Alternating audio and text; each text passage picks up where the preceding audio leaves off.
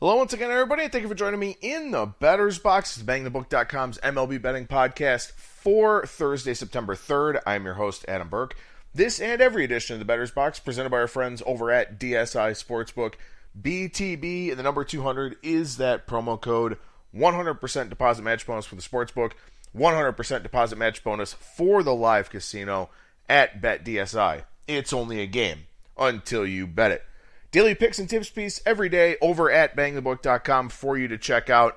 Also, a lot of other content going up over there as well. We'll have a Kentucky Derby preview for you. We've got golf preview for the Tour Championship, which has already started, but you can get some good in-tournament angles coming up out of that. We'll also be taking a look at this weekend's UFC card, and we got some stuff for the college football opening weekend. Got a preview of Navy and BYU, also Southern Miss and South Alabama from our good friend Charles J. And I'll be working on some more college football stuff here as we get closer to Saturday. I know it's only a couple of days away, but I've had some travel come up here this week. And in fact, speaking of travel, out in Las Vegas right now, coming to you live from the Harrah's Hotel and Casino. And, you know, look, if you're looking to sign up for the contests out here in Las Vegas, Maddie and Tony, our proxies over at footballcontest.com. They've been great for us. They'll be great for you as well. Had a chance to see Maddie sign up for the Circa Million. We got a couple of entries in that. We're not doing the Super Contest this year. Big overlay in the Circa, no rake. So we decided we would just take our chances with the Circa. Also have an entry in the Circa Survivor. But with that being said, you know, having been out here, having taken a look at what's happening here in town, yes, there is that heightened risk because this has kind of been one of those COVID hotspots throughout. But look, quite frankly, I mean, I've seen a lot of people following the mask guidelines. There are hand sanitizer stations everywhere. The MGM properties even have some hand washing stations out on the casino floor. Temperature scans down on Fremont Street at both Golden Gate and the D, where you'll have to sign up for the Circa Million if you choose to do that. But, you know, I haven't felt unsafe out here. I will say that there's a different kind of vibe right now, especially on the Strip. It's just, you know, not the Vegas that I'm accustomed to by any means.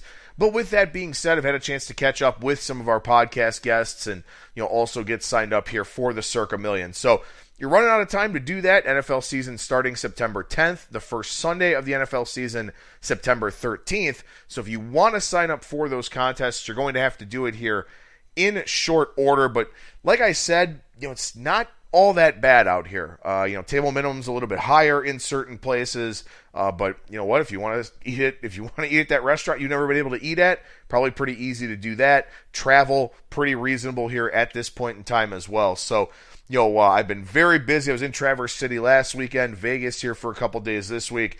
A lot of stuff going on, kind of falling behind with being ready for the college football season. But we had to take care of the contest entries, so we've done that here. And something you will notice about the contest entries for this year is that we're going under the name ATS.io. And I mentioned this in the article, and unfortunately only doing the one podcast here for this week with the drive back on Monday and the flight out to Vegas on Tuesday.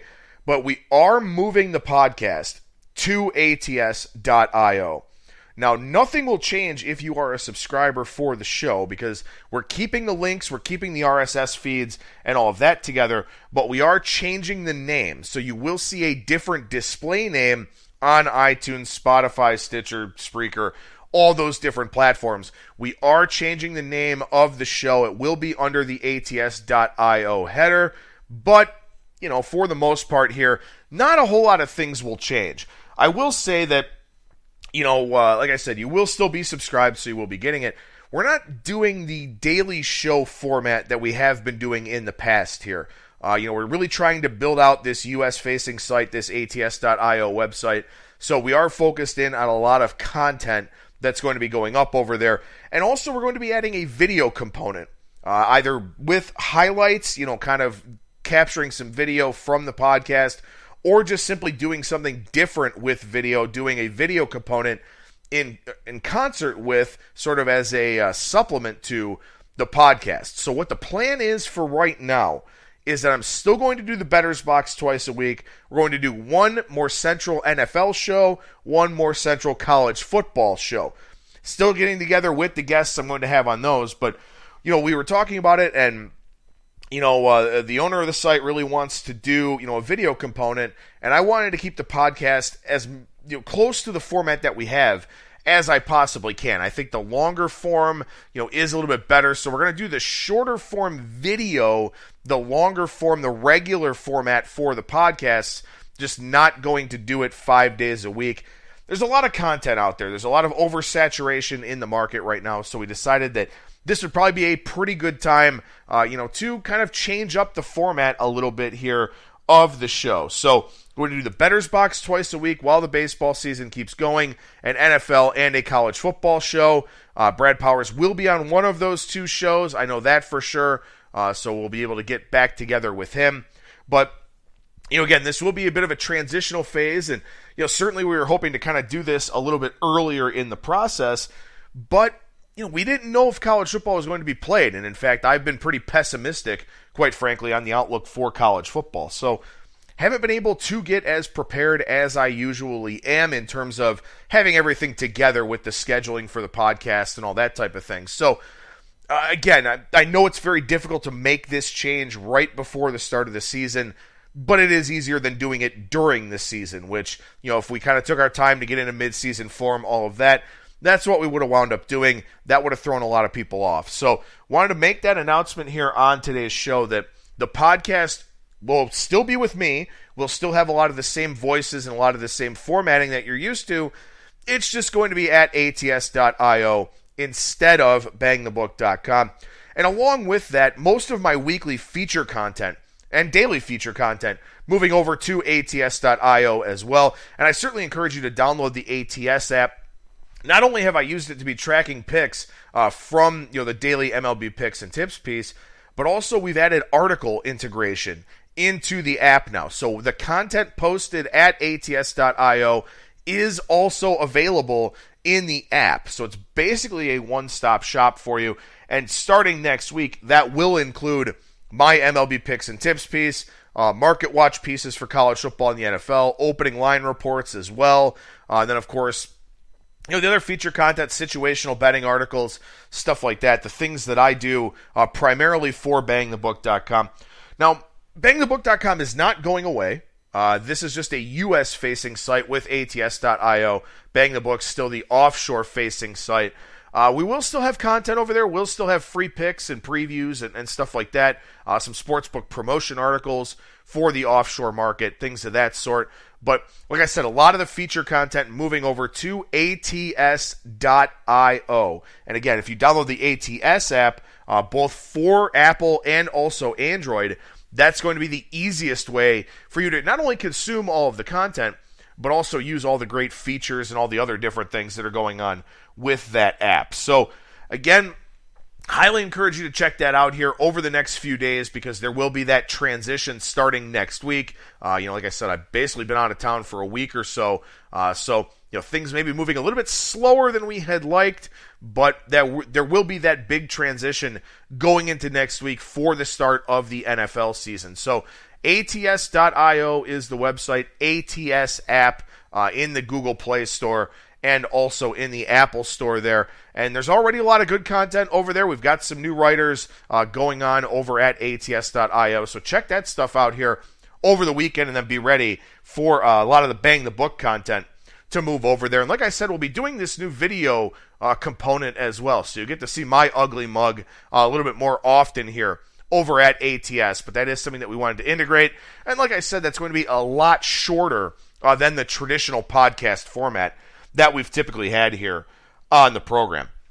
All right, so with that, I know I spent a lot of time talking about that, a couple of big announcements there, to say the least, but Monday was the trade deadline, and on Monday didn't do an edition of the Bettor's Box, wound up being in the car most of the day coming back from Michigan, but I've talked about this a lot in the past, and I truly believe that the trade deadline in all sports should be a league-wide day off. I mean, it's just a very challenging day for the players, the fans, the executives, everybody who's involved in the process.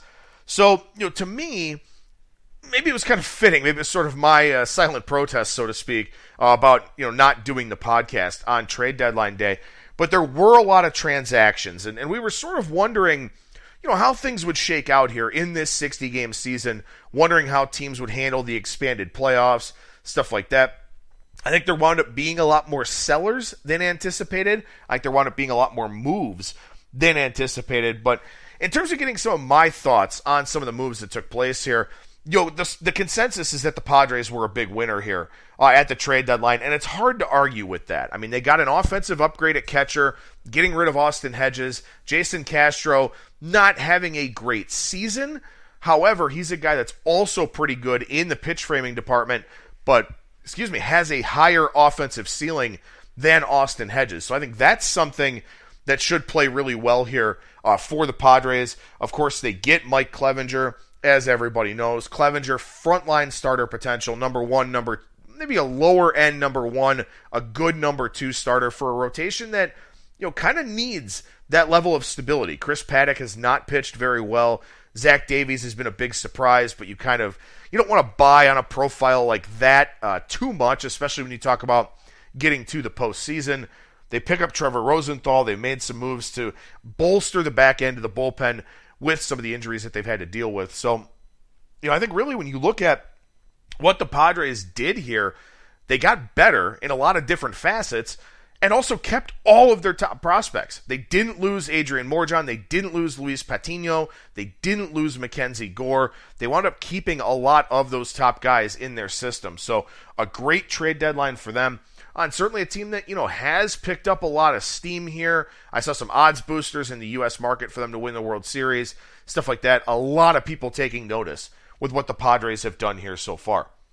The Philadelphia Phillies, they're a team that didn't get a lot of fanfare at the trade deadline, but their starting rotation's been great. Aaron Nola, Zach Wheeler have both pitched really, really well. Zach Eflin has been good. Spencer Howard has kind of had flashes here and there.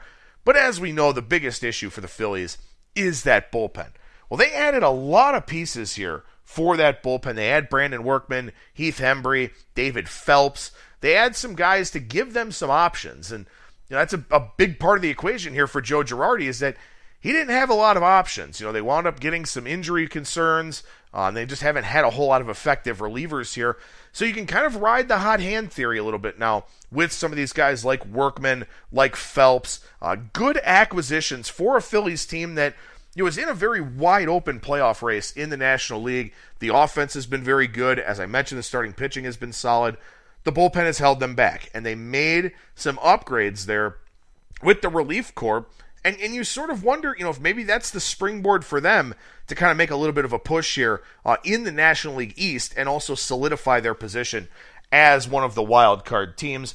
And subsequently here, the Phillies picking up Workman and Hembry from the Red Sox. The Red Sox were a seller at the trade deadline. We certainly expected that to be the case. But this is a team now that, has very few useful pitchers.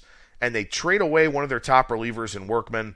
And, again, just not a whole lot to like about this team as we go forward. And, it's always interesting when you take a look at these teams that wind up being sellers. How do they respond to it? What is that mentality? What is that mindset the rest of the way? Especially here when you're in this highly restricted, type of environment where maybe these players are just kind of tired of it. Especially if you're on a bad team, not really going anywhere. So it's already been a cash cow, fading the Red Sox here so far this season.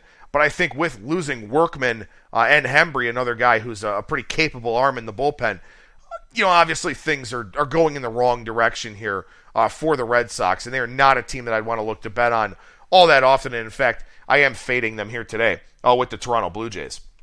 Speaking of the Blue Jays, look, many people will tell you that the Padres won the trade deadline. And I think it's a fair argument to make. It's not all that difficult to back up. Man, I like what the Blue Jays did at the trade deadline. They get Ross Stripling, a guy that I absolutely love. I think he's a fantastic addition. Very, very good, very underrated pitcher. I think there's some Kenta Maeda sentiment to him in that the Dodgers have kind of dicked him around for so long, moving between the rotation and the bullpen, up and down, all those kinds of things. They never really maximized Kenta Maeda, I feel like. The Twins are doing that with great success. I think it's a possibility that the Blue Jays could do that with Ross Stripling. They picked up Taijuan Walker, who pitches today. He was very good in his first start for the Blue Jays. And they also got Robbie Ray. And, Look, Robbie Ray comes with lots of warts. He gives up home runs. He walks a lot of guys. If somebody can unlock that potential and, get him to throw more strikes, he could be a very, very dynamic starting pitcher. Or maybe he winds up being a short burst reliever, something like that. We'll see how the Blue Jays opt to use him over the long term, but not a bad grab there for the Blue Jays, getting another very capable arm. Dan Vogelbach, a guy that can fill in sort of a platoon capacity. Jonathan VR, a very versatile player. I love what the Blue Jays did here at the trade deadline. And again, they didn't give up any of their big names either because they didn't get any of the huge splash guys like a Lance Lynn, like a Mike Clevenger, stuff like that. And all those guys have mostly graduated to the big league level. So really, really like what the Blue Jays did here. And I would even make the argument that maybe they won the trade deadline over a team like the Padres. The difference is, of course, the Blue Jays, in the American League, there are 7 teams with a playoff probability over 90%. In the National League, a lot of things up for grabs. So I think the optics of what the Padres did, a little bit more popular, but I think the Toronto Blue Jays did get significantly better here with this trade deadline. I also kind of like the deadline for the Diamondbacks. I know people were very critical of them trading Starling Marte. They trade away Robbie Ray as well. But they get a couple of young pitchers from Miami in Caleb Smith and Humberto Mejia. And Smith is kind of a light version of Robbie Ray. So they already kind of have some experience with that type of profile. High strikeout, high walk, high home run rate. The big issue for Smith is health, and that will be very important for him. But Humberto Mejia is a pretty good prospect from the Marlins system as well. And they weren't going anywhere with Starling Marte here this year. The Marlins trying to sort of contend and rebuild with how wide open that NL playoff race is. Not a bad idea from the Marlins standpoint, but also, too, if you're not going to spend any money as we go forward here, giving up controlled starting pitchers is a difficult thing to do. But I do like the Diamondbacks that they got a couple of arms. They've obviously had great success getting Zach Gallen from the Marlins. So we'll see if those guys work out in a similar way. Now, to continue the Beyond the Box Score segment here, I didn't do a show on Monday, as you know, but a quick update here that last week in the Major Leagues, August 24th to August 30th, 254 average, 334 on base, a 430 slugging percentage. So that was up a little bit from the previous week, and I feel like now we've kind of settled in a little bit. I know I said that on last week's Monday show, but I do feel like that's probably the case. The walk rate is still a little bit high here at 9.7%. The one cautionary thing I would say is that now that we've rolled over into September, we're actually in meteorological fall. Obviously fall doesn't begin here for another 18 days or so. But we are in meteorological fall, which means that it will cool down. It will be less humid. Maybe there's a little bit less carry to the baseball. That'll be something that we'll have to kind of follow along with. But for the most part here, I would say that offense has kind of stabilized across the league. And this is probably what we can expect going forward. On base percentage, WOBA, all very close to last year. Slugging percentage down a little bit from last season. Numbers right now about on par with what we've seen in 2017, at least over the last 3 weeks or so. So that's kind of the run environment that we're taking a look at here for the rest of the year. We're more than halfway through the season for just about everybody now. Some of the teams that had all the COVID postponements still playing catch up a little bit. But it's very important right now to sort of follow along and see where these teams are philosophically, what their mindsets and mentalities are. Again, I talk about that with the trade deadline, and that makes it very obvious. But there are some other teams that, maybe didn't do a whole lot at the trade deadline. The Rangers traded Mike Minor, wound up keeping Joey Gallo, wound up keeping Lance Lynn. They're a team that, they're not going to make a run probably at that 8th playoff spot, but they weren't a full-on seller. So you kind of wonder, where they're at. But other teams that aren't very good that, either weren't full-on sellers or moved some complementary pieces, stuff like that, what do they do now going forward? Do they call up some of those prospects? Because, again, it's been a mostly lost development year without minor league baseball. And we've seen those guys now pitching for about 6 weeks at the alternate training sites, so the injury risk probably lessened a little bit as we move forward here. So I do think some teams will start bringing up some of their young arms. We've already seen that with the Tigers. We saw the Indians bring up Tristan McKenzie. We've kind of seen that a little bit around the league. But I think that for the teams that aren't in the hunt anymore, that may be something that they try to do here sooner rather than later. And that could infuse a little bit of energy into the ball club, but it could also signal the fact that, hey, we're not going anywhere for this shortened season. And that could have kind of a negative impact as well. And, again, you'll get the sellers, and obviously we're 3 days removed from the trade deadline now. But the Diamondbacks, they make that Starling Marte deal. They give up Robbie Ray. It's a sign that they're not going to push for that playoff spot. And the team sort of responded. Shortstop Nick Ahmed was kind of, upset about the letter that Mike Hazen wrote. They've lost 4 in a row, three here since the trade deadline. That's probably going to be a thing as we go forward. Teams that are not going to the playoffs, they're not going to have a high level of engagement here with everything that's gone on in 2020. So I do think that heavy chalk probably will be the way to go here as we go forward. I know, of course, that's a very difficult thing to bet on day in and day out, but I would anticipate that the teams with more to play for, more incentive, will be the ones that do wind up holding serve. So that will mean probably a chalky rest of the baseball season here. Something I've talked about a lot, and something I've been talking about with some of my friends and the professional bettors I hang out with out here. We were talking about platoon advantages, and I just wanted to give you some numbers on really how far down things have actually fallen with that. When you look at left-handed batters against right-handed pitchers, dating back to 2010, lowest batting average by 17 points. But with that being said, the 10.3% walk rate with lefties against right-handed pitchers is actually the highest we've seen in that sample. So they're not getting on base as much with the bat, but they're getting on base more with the walk. Now, slugging percentage is the second lowest. 2014 was the lowest. And of course, strikeout percentage is the highest year after year after year. But again, what we're seeing here is that we're seeing a decrease in contact quality from left-handed batters with the platoon advantage. We're seeing a lot fewer fastballs from these pitchers. We're seeing a lot more breaking stuff, a lot more changeups, a lot more curveballs and sliders. We're seeing a lot more off-speed pitches in general. And what happens is those platoon guys that generally hit for power against the opposite hand aren't doing it as much here for this season. And that is a big part of what a lot of small market teams do.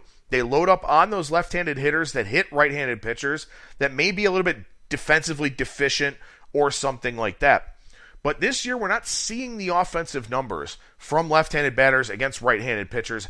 I don't think that this will change. I mean, I think this year is just, an outlier in terms of how bad it is. But I do think that this angle has gotten much weaker with pitch usage and selection and shifts, stuff like that. So that is an adjustment I've tried to make here in my handicapping, something I will use going forward. And I don't think it's anything that changes here for the remainder of this 2020 season. One thing I will mention is that right-handed batters against left-handed pitchers also low in batting average, the 9th lowest batting average dating back to 2010, but they are 5th in on-base percentage and 2nd in slugging percentage. So righties against lefties have done a lot better. There are some teams really carrying the load here, teams like the White Sox, the Nationals, stuff like that. But righties are hitting for more power off of lefties, and a big reason why is because nothing has changed. A lot of lefties were already lower fastball guys, threw a lot of junk up there, the kitchen sink arsenal types that I talk about, shifting not as prevalent, with right-handed batters at the plate. The low average is due in large part to the strikeout rate. But again, lefties against righties, not as good of an angle. Righties against lefties, about the same as it has been. So that is an adjustment you want to make here with your handicapping throughout the rest of the 2020 season. Real quickly here for the Down the Line segment, I was talking with a buddy of mine, professional bettor out here, and, we were discussing, why we haven't seen a lot of line movement in the marketplace over the last few weeks. And, he said outright, look, the lines have been good. The lines have been very sharp. You've got kind of the morning odds makers sort of putting together a lot of these numbers because there are a lot of blanks on the betting board with the overnights. So you've kind of got the A team instead of the B team at some of these places here, putting up the opening lines for the baseball board. Maybe there's some more sabermetric influence in the market with a younger crop of traders and odds makers out there. But ultimately, I think it's just that I don't think the baseball handle is all that high right now. I think a lot of influential people have shifted to the golf markets, have been working on their NFL stuff, the NBA playoffs, college football, of course, now that looks like it's getting going. There are only so many hours in the day, and I think a lot of people with this quirky season have felt comfortable enough to just kind of take baseball out of the equation. I think that's a big part of it here as well. But again, like I said, from the boots on the ground out here in Las Vegas, they're saying that a lot of these baseball lines just wind up looking pretty good on a daily basis. Few things to talk about here for the weekend. 20 games, or at least 20 parts of games on Friday. We've got some suspended games that are getting finished. We've got some double headers. 20 games listed on the schedule for Friday. Again, obviously not all of them will be lined with the suspended games being completed, but still, it's going to be a very busy day on the diamond, to say the least. A couple of series I want to touch on here, 3 of them actually. It's a big weekend for the Toronto Blue Jays. They just made all those trades. They kind of went for it. They kind of traded from some of their stash in the system, which it's not a great minor league system overall, but they're making that push. As I said, 7 teams with a playoff probability over 90% in the American League. The team that's next closest is the Blue Jays. So they're going to make this push, and they face a Red Sox team here this weekend on the road at Fenway Park that, like I said, they don't seem engaged. And these are must-win games for the Blue Jays, I think. You have to beat these teams that are kind of beaten down a little bit at this point in time. And if they do that, let's say they take 3 out of 4, something like that, their playoff probability probably increases, 15% or something like that. So these are big games here for the Blue Jays this weekend. As I said, I do have a play on the Blue Jays for tonight. It's Taijuan Walker against Martin Perez. But I think these are really important games for Toronto, who has been playing very, very well. They need to make that push. And they've already been making that push, but they need to double down on that push here with an overmatched, inferior Boston Red Sox team.